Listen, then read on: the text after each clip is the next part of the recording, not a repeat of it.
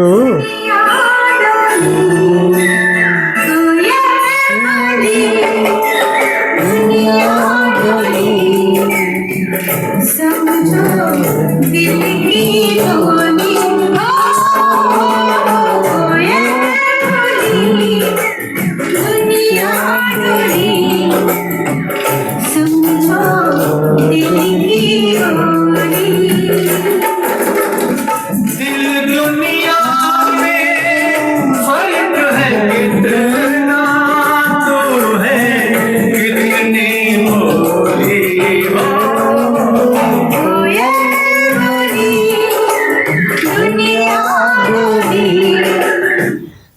Welcome to all student, lovely student. प्रकृति का सुंदरता और चिड़िया मैने की कोलाहट हमारे जीवन को और सुंदर बना देता है।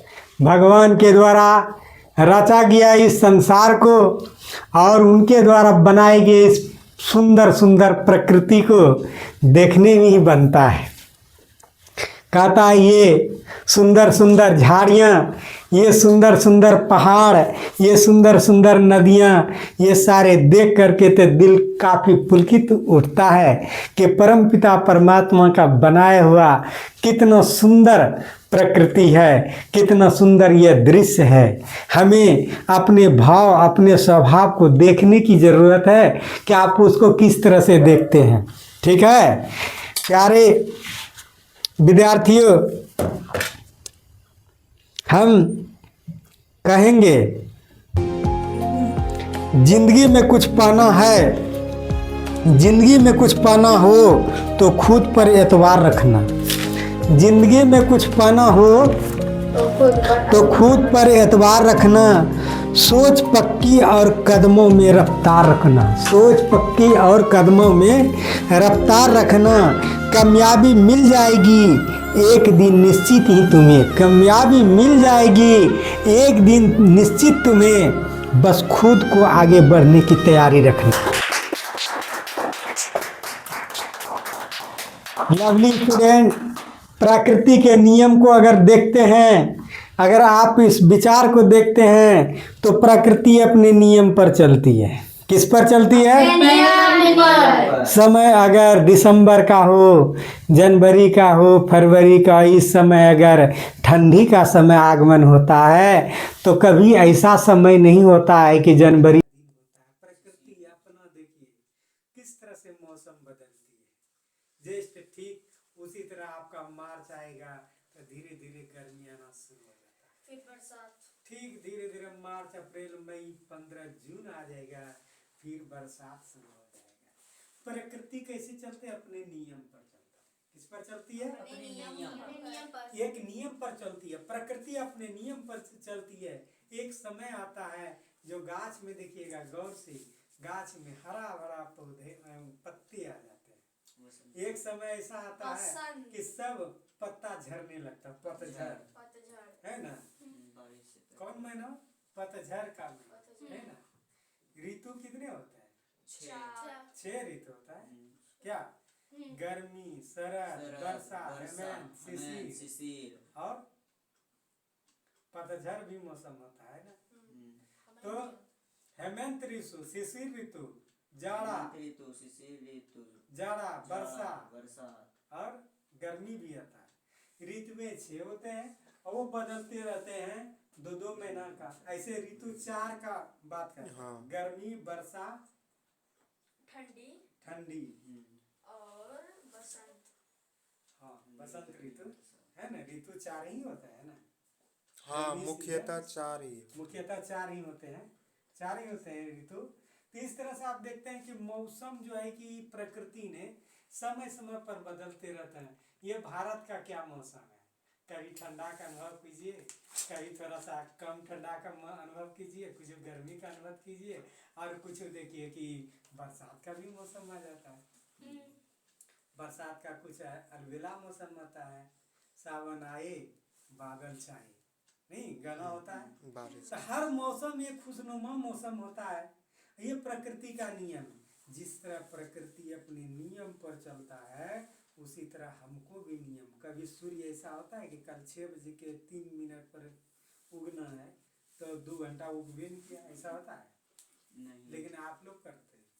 अगर आपको जगना है 4 बजे, जगना है 5 बजे, तो कभी कभी आप 8 बजे जगते हैं। तो आपके ज़िंदगी में आलस है, आपके ज़िंदगी में नियम नहीं है, लेकिन प्रकृति के ज़िंदगी में क्या है? नियम है। और नियम से चलता है, इसलिए दुनिया एकदम चकाचक रहता है। आप भी नियम से चलिए, आप सिस्टम से चलिए, अनुशासन से चलिए, तो आप भी प्रकृति की तरह नियम का पालन कीजिए, तो आपका भी उसी तरह दुनिया में नाम रहेगा। चलते हैं हम मैथ की दुनिया में। कहाँ चलते हैं? मैथ की दुनिया में। लवली स्टूडेंट, आज का क्लास जो है आप जरा सा गौर से इनको सुनिएगा, गौर से देखिएगा, जरा गौर से इस पर आपका नजर रहे। यहां देखिए,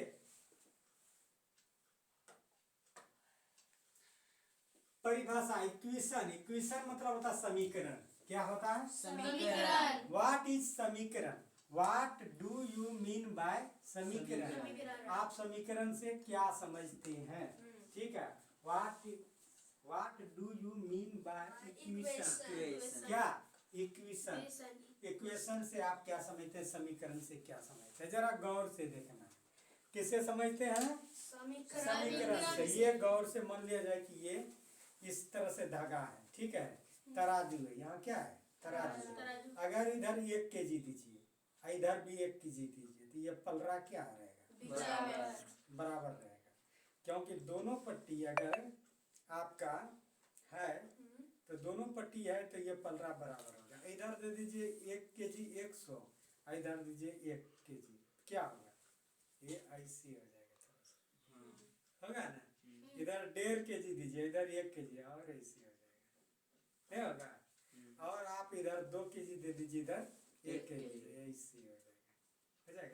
इधर बैठ जाएगा, इधर उड़ जाएगा। इस तरह से ये पलरा देखिए, तो इसमें दो भाग होता है, एक राइट हैंड और लेफ्ट हैंड। कितना होता है? राइट हैंड और लेफ्ट हैंड। ये पलरा अगर इधर डाउन होता है तो आप इधर से आप देखते हैं, तो इधर से देखते हैं तो ये आपका राइट हो गया, और ये आपका लेफ्ट हो गया। तो इसमें पक्ष कितने होते हैं? 2। एक है राइट हैंड साइड और दूसरा left left hand side. Right hand side को आप कहते हैं दायां तरफ और लेफ्ट को बायां तरफ। तो देखिए, दो राशि के बीच समानता दिखाने वाले कथन को समीकरण कहते हैं। दो राशि और उनके बीच में अगर समानता दिखाई जाए तो क्या कहलाता है? समीकरण। दो राशि अगर 3x बराबर 9 है, 3x बराबर 9, तो इधर का ये बराबर है इधर से। दो राशि को समानता दिखाने के लिए जिसका हम प्रयोग करते हैं वह 9 है, और इस जगह वैल्यू अगर x का होगा तो 3 होगा। 3 तिया 9। अब पूछेगा कि वैल्यू क्या होगा x का, तो उसी का 3 होगा। स्वाभाविक है, 3 है, इधर भाग लगेगा तो 3 होगा x का वैल्यू। ऐसे में 3 का x का वैल्यू लगाए 3 तिया 9। इस तरह से समीकरण समानता दिखाने वाले को हम समीकरण कहते हैं। कोई दिक्कत है?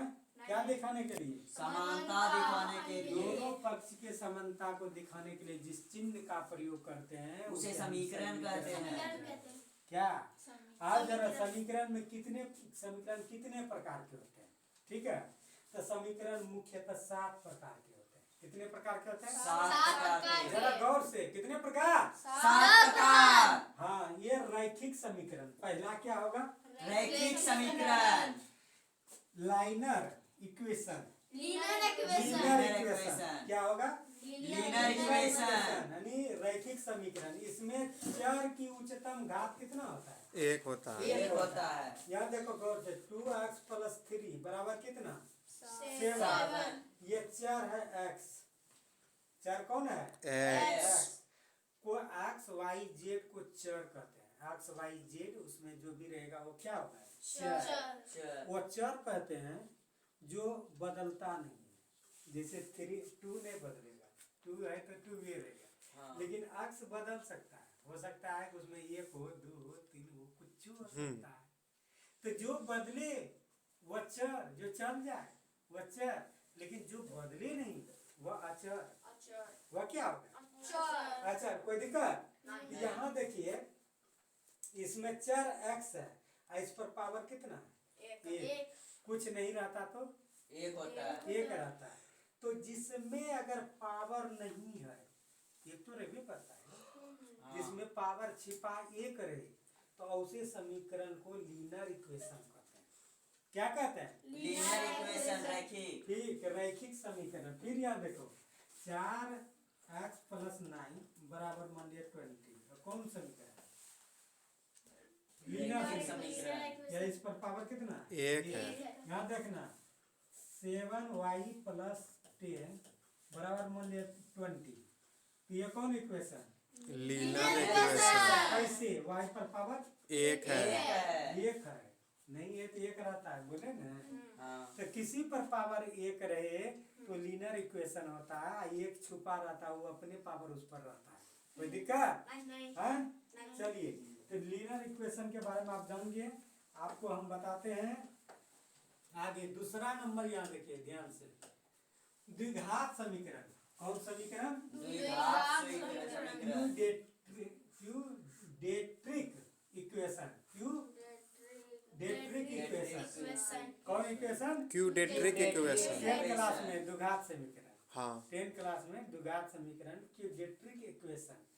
ध्यान दो, कौन इक्वेशन? क्यूडेट्रिक समीकरण। लीनियर इक्वेशन में देखेंगे उस पर पावर कितना रहता है? एक। अब क्यूडेट्रिक इक्वेशन में देखें इसमें घात कितना रहता है? दो रहता है। यहाँ देखिए x पर घात कितना? दो। ये अधिकतम, यहाँ पे एक है, ये है अधिकतम। वो समीकरण जो लिखेंगे तो अधिकतम समीकरण में घात कितना रहेगा? दो। ऐसे समीकरण को द्विघात समीकरण कहते हैं, जिस पर घात कितना हो? घात दो हो। क्या हो? घात दो हो। घात दो हो। तो पूरा आपका 10 क्लास बीज गणित में यही चलेगा। इसका सूत्र होता है ax² + bx + c बराबर 0। क्या सूत्र होता है? ax² + bx + c बराबर 0। जहाँ c, जहाँ गौर से देखो, नजर आपका यहाँ रहे, जरा सा इधर में, जहाँ c अंक है, जहाँ c क्या है? अंक है। या b क्या है? अंक है। अंक। a क्या है? अंक है। a b और c यहाँ क्या है? अंक है। अंक है। उस जगह कोनो अंक है, अंक है। ध्यान दो, ये सूत्र होता है ax² + bx + c बराबर 0। दो बार बोलो। a² + bx + c बराबर 0। जीरो होता है जहाँ a b c क्या है? अंक है। उस जगह कोई अंक रहेगा। जैसे यहाँ देखो इसमें नहीं कुछ छिपा है तो एक के जगह क्या है? एक छुपा। एक छुपा है। b कहता है b 4 है। 4 है, -4। b की जगह कहता है -4। c की जगह कहता है 4। 4। याद रखना, यहाँ देखना, बताना 3x² माइनस 4x।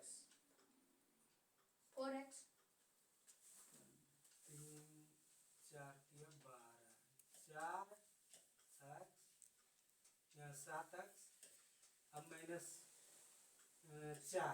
ठीक है, ठीक है ना?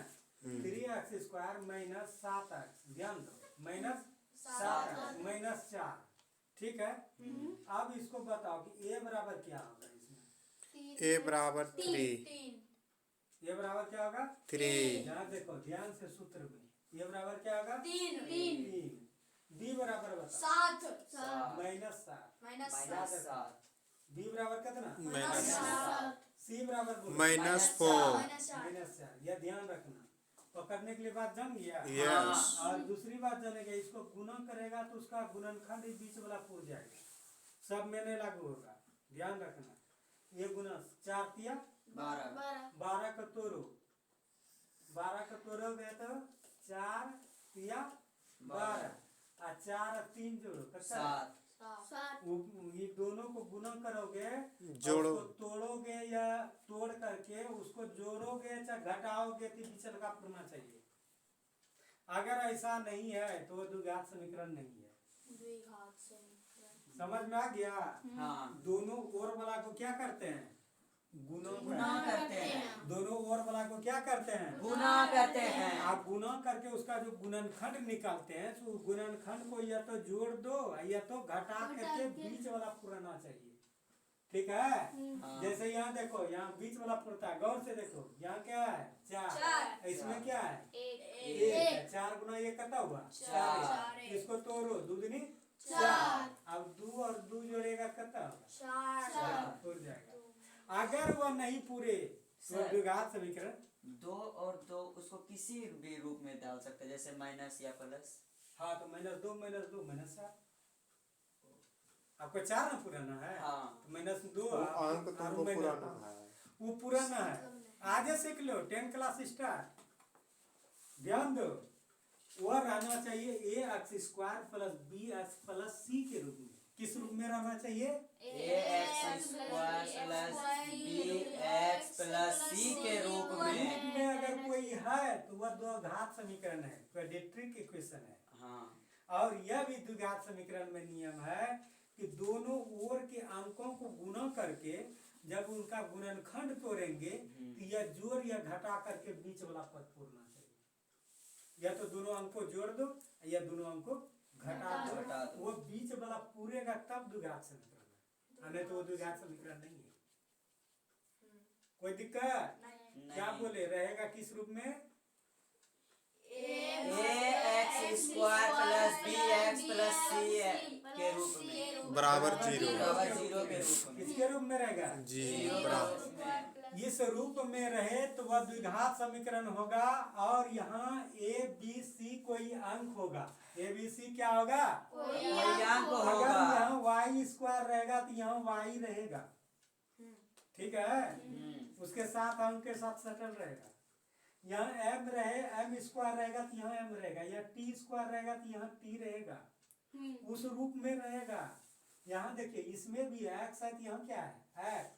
फिर देखिए, अगर 9y² मान लिया कुछ है 10 है, y प्लस मान लिया जाएगा 8 है, कुछ है, ये हम अभी बीच में नहीं पुरा रहे हैं। जब यहाँ y² रहेगा तो यहाँ y रहेगा। ठीक है? शुरू में स्क्वायर रहेगा और दूसरा सेकंड में घात 1 रहेगा और अंक में कोई अंक रहेगा। अगर इस रूप में है तो वह द्विघात समीकरण है। वह क्या है? द्विघात समीकरण। द्विघात समीकरण में अधिकतम अंक पावर कितना रहेगा?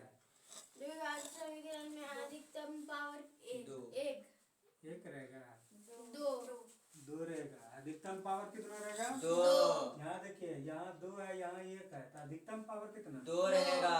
उसको हम क्वाड्रेटिक इक्वेशन कहते हैं। और द्विघात समीकरण। हाँ, तो वही तो द्विघात है जिसमें अधिकतम पावर कितना रहेगा?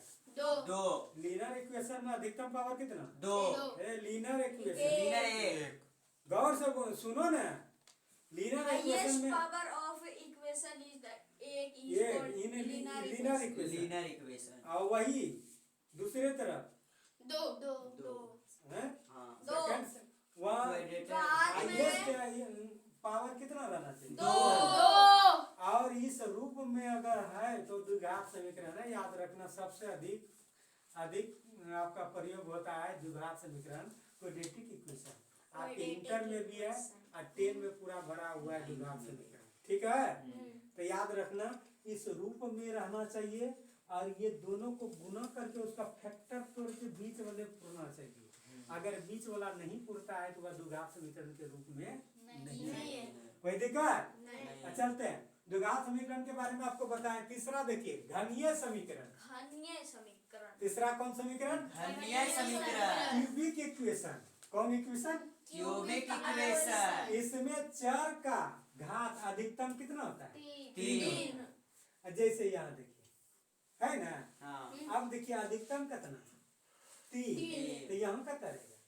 2। ये तो घट के रहता है। क्या रहता है? यहाँ देखिए, यहाँ 2 तो यहाँ अगर एक घट के रहता है, अगर अधिकतम पावर 3 है तो क्यूबिक इक्वेशन कहते हैं। बोलो। Cubic equation. क्यूबिक इक्वेशन में घात 3 होता है। कितना होता है? 3 होता है। कोई दिक्कत नहीं। चलते हैं अब मूलक समीकरण। मूलक समीकरण। रोडिकल रोडिकल समीकरण। रोडिकल इक्वेशन। इक्वेशन इसमें चर वर्गमूल या घनमूल जैसे किसी मूल के अंदर रहता है। देखिए रेडिकल इक्वेशन, ये चर एक्स है और इसके अंदर यहाँ आपका ध्यान यहाँ रहे, चर है एक्स, इस पर है रूट। अगर रूट के अंदर कोई चर रहे तो रेडिकल इक्वेशन कहते हैं, मूलक समीकरण कहते हैं। क्या मूलक कहते हैं? समीकरण। मूलक समीकरण। बोलो। मूलक समीकरण। चर पर क्या रहना चाहिए? चर पर रहना चाहिए क्यू चर पर क्या रहना चाहिए? रूट। चर पर रहना चाहिए रूट। यहाँ देखो, यहाँ चर एक्स है, एक्स पर है रूट। हाँ। ही रूट अगर चर पर है तो वह मूलक समीकरण है।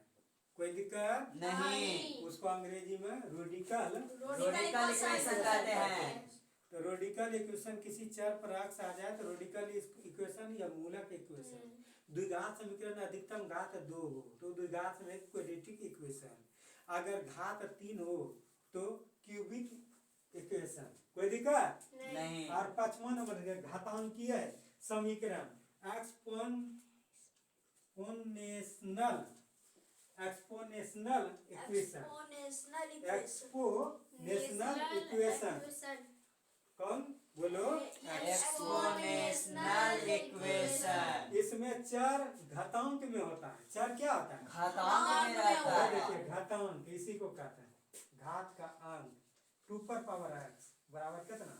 16। 2 पर पावर एक्स बराबर कितना? 2 पर पावर एक्स। इसका भी बता दें। इसका देखो इस तरह से अगर रहे, आप देखो धीरे धीरे बढ़ते जा रहा है, जरा गौर से आपका नजर रहना चाहिए। यहाँ देखिए 2 पर पावर कितना है? एक्स। देखना गौर से। और 2 को पंच करेंगे तो 2 पर पावर हम 4 लिख सकते हैं। 3 2 दूनी 4 4 दूनी 8 इसको 4 लिख सकते हैं। 2 को 4 बार गुना करें। 2 का 2 दूनी 4 4 चाचा दुनिया 8 दूनी 16। या गौर से इस जगह पकड़ लेना। अगर उच्च गणित के क्षेत्र में चलोगे तो यहाँ ध्यान देना। अगर इसमें 2 पार्टी रहेगा, एक आधार रहेगा और एक पावर रहेगा। क्या रहेगा? आधार रहेगा और पावर रहेगा। आधार यहाँ 2 है, यहाँ आधार क्या है? 2 है। इसमें भी आधार क्या है? 2 है। अगर ध्यान इस जगह, अगर आधार बराबर है तो आधार को छोड़ दो, पावर को बराबर कर दो। आधार 2 2 छूटा, एक्स बराबर करता है 4। क्या सीखा? अगर आधार बराबर है तो आधार को हटा दो। को पावर को बराबर कर दो। क्या सीखी? आधार अगर बराबर है आधार को छोड़ देना, पावर को बराबर ये कोशिश करना मैथ में कि दोनों तक पट्टी का आधार बराबर करने का। लेकिन ध्यान रहे कि अगर आधार बराबर है तो पावर, आधार को छोड़ के पावर को बराबर किया जाता है। अगर पावर बराबर रहे तो आधार को बराबर किया जाता है। समझ में आया? हाँ। ये आपको आगे की क्लास में आपके माइंड पर निर्भर करेगा। कि पापा बोले थे, सर बोले थे कि अगर आधार को बराबर है, आधार को छोड़ दो, पावर को फट से बराबर कर दो। तो एक्स का वैल्यू अगर कहीं निकालने करेगी 4 होगा इसका। कहेगा आधार दोनों छोटा, पावर दोनों बराबर। कोई दिक्कत? तो इस तरह से कहीं घात रहे तो घातीय समीकरण का मतलब क्या कहलाता है? कोई दिक्कत समझ में आ रहा है कि नहीं? आ रहा है ना? अब देखिए 6ठा नंबर, यहाँ गौर से देखिए, आपका ध्यान यहाँ पर रहना चाहिए। त्रिकोणमितीय समीकरण। कौन समीकरण? त्रिकोणमितीय समीकरण।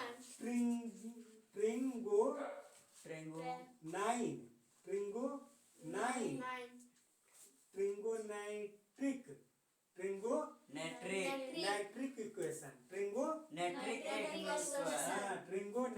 इक्वेशन इसका अंग्रेजी होता है ट्रिगोनैट्रिक इक्वेशन। और ट्रिगोनैट्रिक इसमें जो है जैसे साइन, कोस, टेन, कोट, सेक, कोसेक, ये 6 पार्टी होता है। कितना पार्टी होता है? 6 पार्टी। इस रूप में हो त्रिकोणमितीय फलन होता है।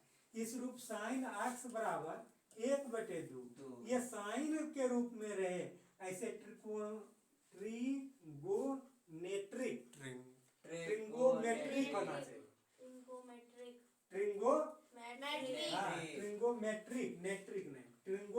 ट्रिगोमेट्रिक इक्वेशन, ट्रिगोमेट्रिक, ट्रिगोमेट्रिक मतलब त्रिकोणमितीय, ट्रिगोमेट्रिक इक्वेशन, ट्रिगोमेट्रिक इक्वेशन तभी होगा जो sign theta cos theta tan theta के रूप में अगर आ जाए।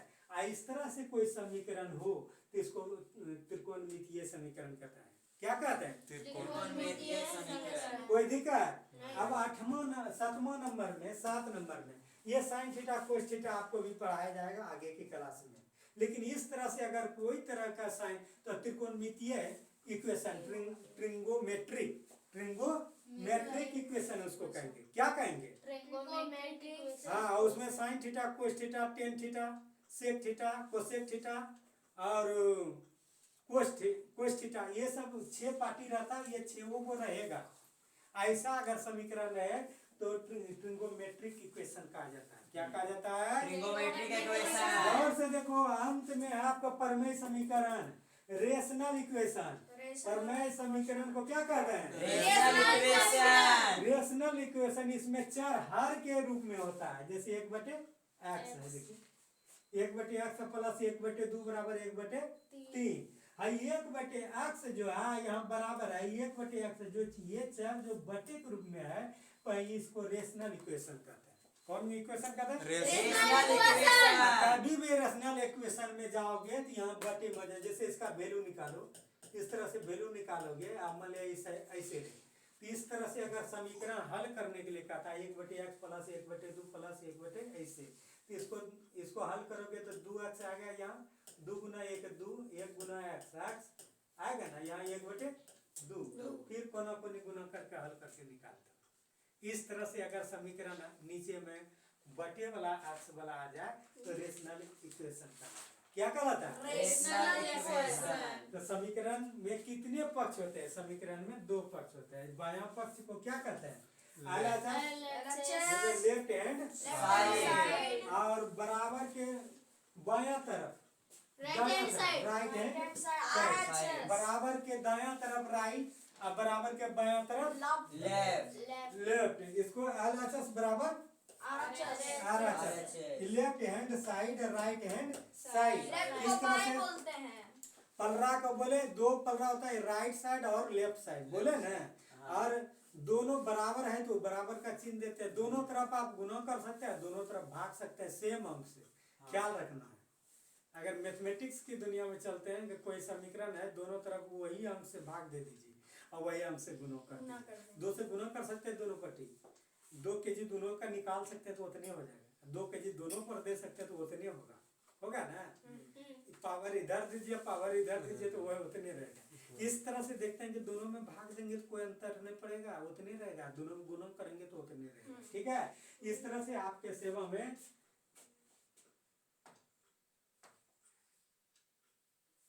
समीकरण में चर राशि और स्थिर राशि अचर क्या है? चर राशि एक अज्ञात मान होता है जो बदल सकता है। XYZ को क्या कहते हैं? चर राशि कहते हैं। क्या कहते हैं? चर राशि। अचर राशि वो बदल नहीं सकता है, जैसे 1 2 3 4 5। कोई दिक्कत नहीं। यही आप लोगों के सेवा में हम प्रस्तुत किए। जय हिंद जय भारत।